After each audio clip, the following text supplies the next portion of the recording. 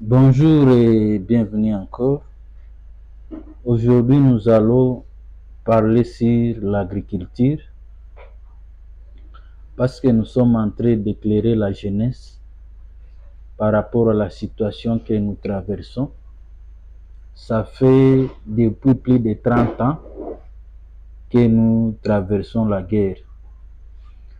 Et c'est depuis 2013 que j'ai fait des recherches de comprendre pourquoi, malgré les potentiels que nous avons en RDC, la population vit toujours dans la pauvreté, la guerre partout. Qui profite lorsque la population est dans la guerre?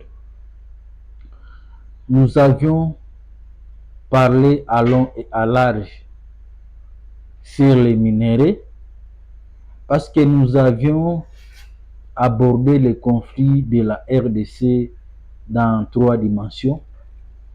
Nous avons dit que nous avons les problèmes économiques parce que la RDC a une grande richesse et c'est documenté par les colons belges, donc c'est accessible à tout le monde.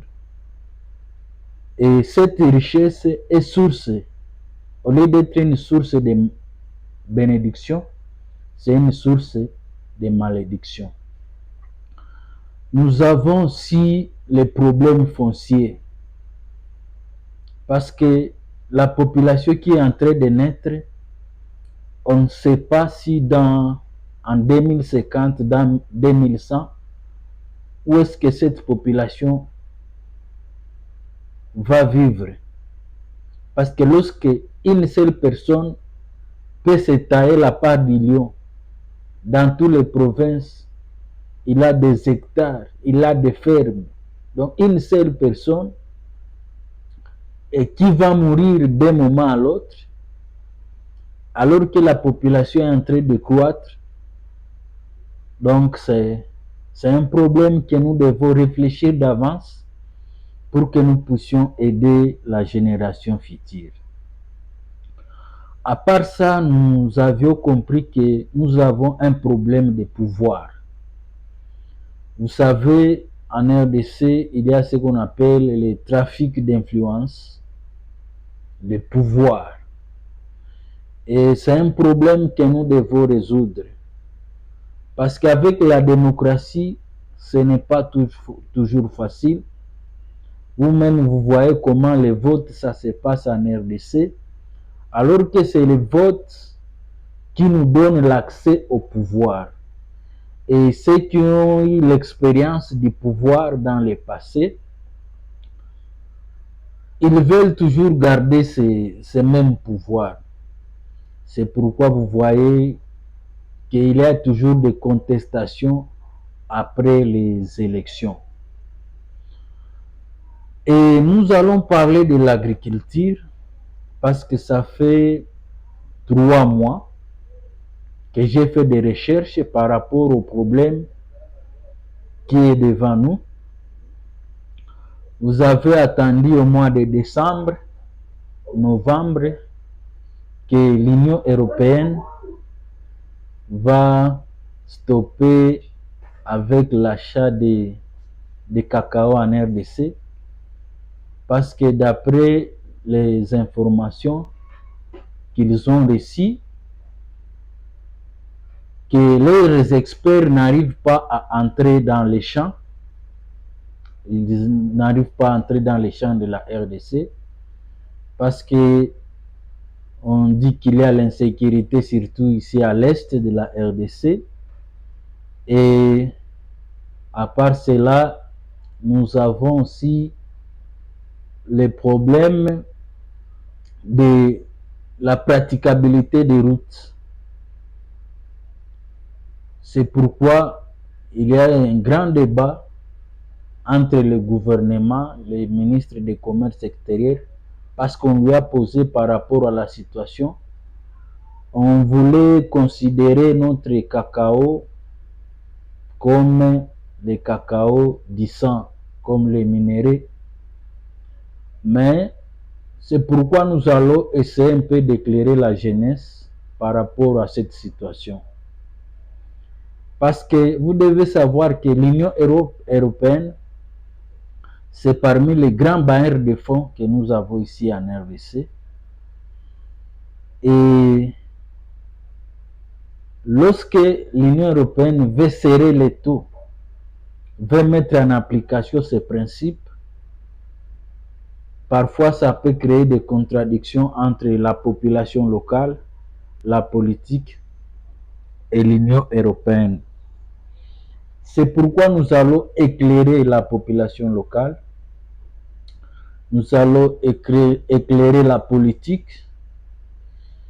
Donc nous n'allons pas prendre parti, mais nous allons dire la vérité.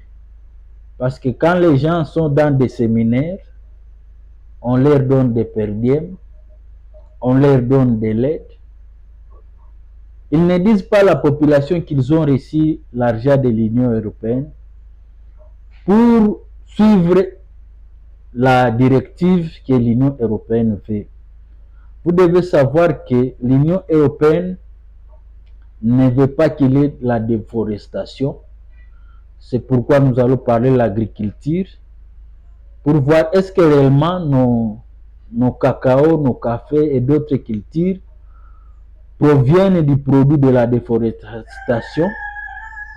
Ensuite, nous allons parler aussi parce qu'ils ne veulent pas qu'on puisse utiliser les enfants dans les champs ou des travaux forcés.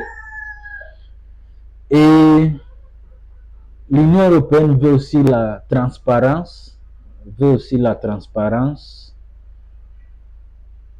mais aussi il faut être redevable. Normalement, lorsque la politique reçoit de l'argent, ils ne disent pas à la population la réalité, mais c'est lorsqu'ils sont bloqués, c'est là où il y a toujours des problèmes. Ensuite aussi, nous allons parler aussi de notre responsabilité en tant que population locale. Parce que nous avons fait des recherches, nous avons visité des champs de café, nous avons visité les champs de cacao pour comprendre la réalité. Parce que vous devez savoir que l'objectif de planter le cacao en RDC, c'était de nous aider à quitter l'état de la pauvreté. Et cette campagne a débuté en 2014, à 2004. Malheureusement, après la culture, nous avons eu une grande récolte. En 2014, la situation des ADF Nalu au niveau de Beni a commencé et jusqu'à aujourd'hui, à 2024, la population est dans des difficultés. Parce que l'objectif, c'était de nous aider à quitter l'état de la pauvreté, voir comment la culture de cacao, de café peut nous aider à avoir des devises en tant que population locale. Mais aujourd'hui, ce n'est pas le cas. C'est ce que nous allons éclairer réellement par rapport à cela. Parce que au début, on pensait que ça va être la source de bénédiction lorsque nous aurons de l'argent à partir du cacao. Mais 10 ans plus tard, les gens ont des difficultés à entrer dans les champs. C'est pourquoi nous allons éclairer par rapport à la situation de la RDC en général. Parce que vous devez savoir, la culture du cacao se trouve au Congo central. La culture du cacao se trouve à l'est de la RDC, mais aussi dans l'Équateur. Nous allons parler davantage par rapport à cette situation. Nous allons parler sur l'agriculture parce que pour que nous puissions développer la RDC, nous devons aller ensemble. L'agriculture, le tourisme, la transformation, les minéraux. Donc, nous ne devons pas négliger quelque chose. Parce que si vous négligez quelque chose, ça va vous rattraper.